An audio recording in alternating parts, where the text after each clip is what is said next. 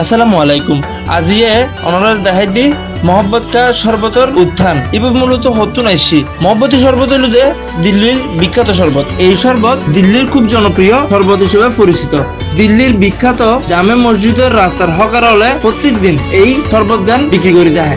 মূলত ইতারা এবারে শরবতে মহব্বত বলি হয়, কিন্তু বর্তমানে দেখা যাচ্ছে কি এই মহব্বতী শরবত গান ভারত, পাকিস্তান এবং বাংলাদেশ পর্যন্ত জনপ্রিয় হয়ে গিয়ে।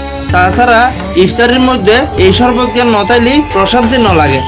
আর জানেন ফেজিদি এই শরবতের পুষ্টিগুণ অনেক বেশি। এই শরবতের মধ্যে ব্যবহার হতে দুধ, তরমুজ, যা আরো শরীরের লাই খুব বেশি উপকারী।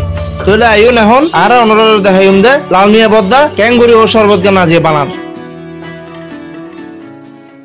আসসালামু আলাইকুম, আমার নাম হচ্ছে মোহাম্মদ লাল মিয়া। আমার বা লাভলি নেই। এই ব্যবসা আমি এক যুগের বেশি, আপনার 16 বছর 16.5 বছর যাবত। আমি তো শুধু রোজার মধ্যে না, আমি বৃষ্টিতে শীতে রোজায় আমি 12 মাসে বেশি এই জায়গায়। আমি আপনাকে তুকমা, বসি, রুয়াবজা, দুধ, চিনি, মধু, জেলি বিক্রি করি আর আমরা। আপনার যেটা বাদাম একটা 200 টাকা লিটার, আর এক আছে তরমুজের, ওইটা আপনাকে 140 টাকা লিটার। আর আমরা আপনার ওই ইফতারের পর থেকে প্রতি গ্লাস 30 টাকা, তরমুজ একটা প্রতি গ্লাস 40 টাকা। রাতে 3টা পর্যন্ত, বিকাল 3টা থেকে সন্ধ্যা পর্যন্ত আপনার পার্সেল। মাগরিব নামাজের পর থেকে আপনাকে শুধু খাবারের জন্য রাতে 3টা পর্যন্ত খোলা।